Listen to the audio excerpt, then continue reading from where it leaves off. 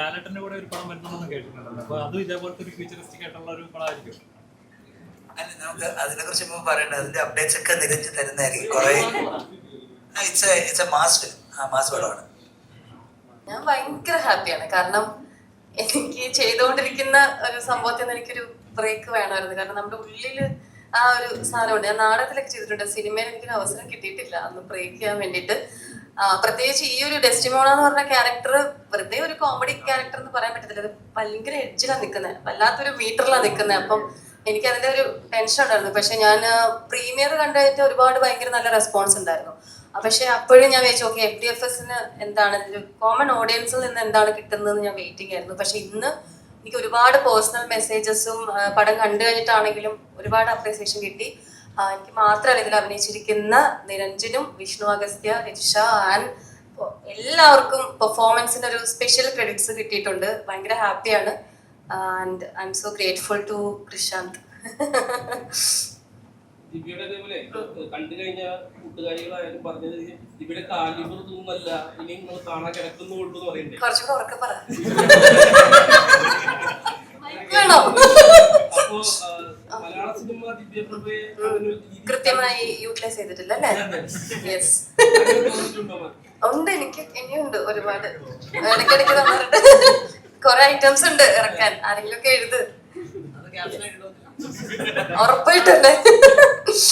Yes, thank you so much. നിങ്ങൾക്ക് എല്ലാവർക്കും പടം കണ്ടതാണോ എല്ലാരും? ഇഷ്ടപ്പെട്ടു ശരിക്കും? Okay, thank you so much.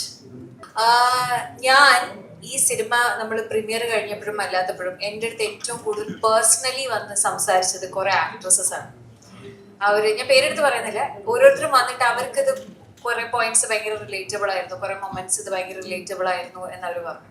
അത് നമ്മൾ പറയുന്ന പോലെ ഈ പ്രൈവസി കയറി എൻക്രോച്ച് ചെയ്തോട്ടെ എന്ന് നന്ദുചേട്ടൻ ഇതിലൊരു ഡയലോഗ് ചോദിക്കുന്നുണ്ട്. അത് ഏത് മൊമെന്റ് വരെ നമുക്കത് ഓക്കെ ആണെന്നുള്ളൊരു കാര്യമുണ്ടല്ലോ. ഇപ്പം ഇപ്പം ഞാനൊരു ജേർണലിസം സ്റ്റുഡൻ്റ് ആണ്, ഞാൻ ജേർണലിസം പഠിച്ചിട്ട് വന്ന ഒരാളാണ്. അപ്പം എനിക്കറിയാം ഇതിൻ്റെ എത്തിക്സ് എന്താ, നമ്മൾ എന്തൊക്കെയാണ് ഫോളോ ചെയ്യേണ്ടത്. പക്ഷെ ഇന്നത്തെ ഒരു കാലഘട്ടത്തിൽ നമ്മൾ എന്തൊക്കെ ഫോളോ ചെയ്യുന്നുണ്ട്.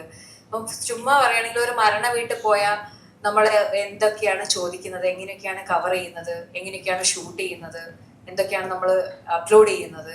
ഇതിന് നമ്മൾ ഓരോരുത്തർക്കും as A citizen, as A human being നമുക്കൊരു റെസ്പോൺസിബിലിറ്റി ഉണ്ടല്ലോ.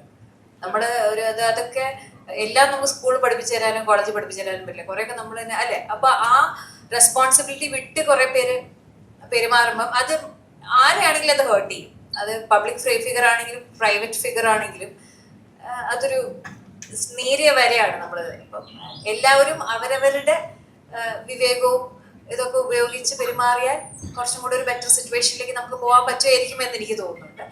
പിന്നെ ഇങ്ങനത്തെ പോയിന്റ്സ് സിനിമയിൽ നമ്മളിങ്ങനെ അഭിനയിക്കുമ്പോൾ ആഡ് ചെയ്ത പോയിന്റ്സ് അല്ല, ഇതൊക്കെ വ്യക്തമായി കൃഷാന്ത്, ഞാൻ പറഞ്ഞ സിനിമയിലുള്ള എല്ലാം നേരത്തെ കൃഷാന്തിന്റെ ഒരു ഭയങ്കര കിട്ടുള്ള പരിപാടി നമ്മൾ ഷൂട്ട് ചെയ്യുന്നതിന് മുന്നേ പുള്ളി അടിപൊളിയായിട്ട് വരയ്ക്കും. എല്ലാത്തിനെ കുറിച്ചും നല്ല രീതിയിലുള്ള സ്കെച്ച് ബോർഡ്സും സ്റ്റോറി ബോർഡ്സും ഭയങ്കരമായിട്ടുള്ള ഒരു പ്രിപ്പറേഷൻ അതിന്റെ പറയുന്നുണ്ട്. അപ്പൊ എനിക്ക് തോന്നുന്നു ടെക്നിക്കൽ ഡിപ്പാർട്ട്മെന്റിൽ വർക്ക് ചെയ്യുന്ന എല്ലാവർക്കും അത് ഭയങ്കര എളുപ്പമാണ്. പാട്ടിനാണെങ്കിലും കോസ്റ്റ്യൂം ആണെങ്കിലും നമുക്ക് അങ്ങനെ ഒരു കാറ്റത്ത് പോയിട്ട് നമുക്ക് കൃത്യമായിട്ട് അറിയാം ഇങ്ങനെയാണ്. അപ്പൊ അത് എക്സിക്യൂട്ട് ചെയ്യാനും കുറച്ചും കൂടി ഈസിയർ ആയിരിക്കും എനിക്ക് തോന്നുന്നു. സോ ഒരു നല്ല രീതിയിലുള്ളൊരു പ്ലാനിങ് ഈ സിനിമയുടെ പുറകിൽ പോയിട്ടുണ്ട്. അത് എഴുത്തിലാണെങ്കിലും ടെക്നിക്കലാണെങ്കിലും. സമയത്ത് ഭയങ്കര ഞെട്ടി അത്. പിന്നെ ആ ഒരു എന്താ ബഡ്ജറ്റിലും ആ ഒരു നമ്മുടെ ഒരു ഇതില് നമുക്കുണ്ടാകുന്ന വാരിയസിലൊക്കെ ഇത് ഷൂട്ട് ചെയ്യാൻ പറ്റുന്ന ഒരു ഡയറക്ടറാണ്. അപ്പൊ എനിക്ക് അറിയായിരുന്നു ഇത് ഇങ്ങനെയൊക്കെ എത്തിച്ചേരുന്നത് 100%. അപ്പം പടം ഇത് അങ്ങനെയല്ല, നിരഞ്ജൻ ഞാനിങ്ങനെ കോൺസ്റ്റന്റ് ടച്ചിൽ നിൽക്കുന്ന ആൾക്കാരാണ്. അപ്പം ഏതോ ഒരു സമയത്ത് വേറെ ഏതോ കാര്യത്തിന് വേണ്ടി വിളിച്ചപ്പം നിരഞ്ജൻ ഇങ്ങനെ IFFK-ലുണ്ട്. ആ സമയത്ത് ഒരാളെ കിട്ടിയിട്ടുണ്ട്, ഞാൻ ചാക്കിലിട്ട് പിടിക്കാൻ പോവാ എന്റെ അടുത്ത് പറഞ്ഞു. അപ്പൊ ഞാൻ ആരാ ഇവിടെ ഇങ്ങനെ ആവാസ വ്യൂഹം എന്നൊക്കെ പറഞ്ഞ സിനിമ ചെയ്ത കൃഷാന്ത് എന്ന് പറഞ്ഞ ഒരു ഭയങ്കര കിടിലൻ ഒരു ഡയറക്ടറെ കിട്ടിയിട്ടുണ്ട്. പുള്ളി ഭയങ്കര ഇന്റലക്ച്വൽ, പകുതി പറയുന്നത് നമുക്ക് മനസ്സിലാവൂല, പക്ഷെ ഞാനിത് എങ്ങനെയും ചാക്കിലിട്ട് പിടിക്കും എന്ന് പറഞ്ഞിട്ട് 4 സംഘം ചെയ്യാൻ പോയി. 4 സംഘം ചെയ്യാൻ പോയടുത്തുനിന്ന് പ്രൊഡ്യൂസർ ഞാൻ ആവാം അടുത്ത സിനിമയുടെ എന്നൊക്കെ പറഞ്ഞിങ്ങനെ. അപ്പോഴും കൃഷ്ണ പ്രൊഡ്യൂസർ ഒന്നായിട്ട് കാര്യമില്ല, ടാലന്റ് ഉണ്ടായിട്ടേ കാര്യമുള്ളൂ എന്ന് പറഞ്ഞപ്പോഴത്തേക്ക് ഈ നിരഞ്ജന് ഭയങ്കര സെൻസ് ഓഫ് ഹ്യൂമർ ആണ്. ഒരു 10ൽ 7 എന്തായാലും ഫലിക്കും. 9 എന്തായാലും ഫലിക്കും. അപ്പം ഈ ചാക്കിലിട്ട് പിടിക്കുന്നതിന്റെ ഭാഗമായിട്ട് 4 സംഘത്തിന്റെ ഷൂട്ടിങ്ങിന്റെ സമയത്ത് 100 ഇങ്ങനെ ഇടാൻ തുടങ്ങി. അപ്പം അപ്പോഴും 9 തന്നെ.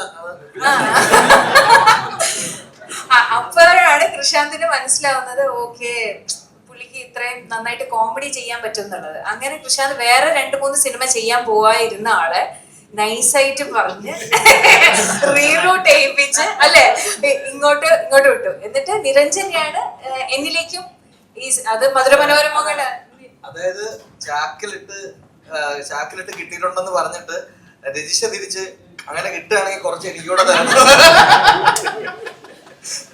അങ്ങനെ കണക്ട് ചെയ്താണെന്നാണ് എനിക്ക് തോന്നുന്നത്. സോറി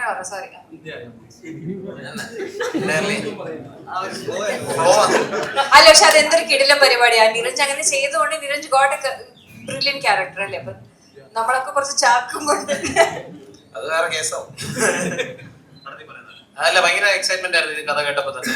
ഇത് this is once in a lifetime. എനിക്ക് തോന്നുന്നു അങ്ങനെ ഒരു പ്രോപ്പർ സൈബർ പടം 2003 ഇറങ്ങിയ ഒരു സിനിമയുടെ പേരാണ് പറഞ്ഞത്. അപ്പൊ അങ്ങനെ ഒരു പടം അല്ലേ? അതങ്ങനല്ല, ഞാനിപ്പം സൈബർ പങ്ക് എന്ന് പറയുന്നത് ഇവിടെ തന്നെയാണ് ഞാൻ ആദ്യം കേൾക്കുന്നത്. എപ്പോഴും കേട്ടിട്ടുണ്ടെന്നുള്ളതേ ഉള്ളൂ. അപ്പൊ ഞാൻ ഈ സൈബർ പങ്ക് സിനിമ വേറെ ഇന്ത്യയിൽ ഏതാ നോക്കിയപ്പോഴത്തേക്കും സൈബർ പങ്ക് വേറെ ഏതാ ഇന്ത്യയിൽ നോക്കിയപ്പോ ഗൂഗിൾ ചെയ്ത് നോക്കിയിട്ട് എനിക്ക് 2003 എന്തോ ഒരു ഇൻഡിപെൻഡന്റ് ഫിലിം മാത്രമേ ഗൂഗിളിൽ കിട്ടിയുള്ളൂ, സിനിസ്ഥാൻ എന്ന് പറഞ്ഞിട്ട്. അത് കണ്ടിട്ടില്ല. ഓക്കെ അപ്പം ഫസ്റ്റ് ഓഫ് ഇറ്റ്സ് കൈൻഡ് ഒരു പരിപാടി ചെയ്യുന്നതിന്റെ എക്സൈറ്റ്മെന്റ്. പിന്നെ ആളെന്ത് ചെയ്താലും ഞാനുണ്ട്. ഐ മീൻ ഞാൻ കൂടെ ഉണ്ട്.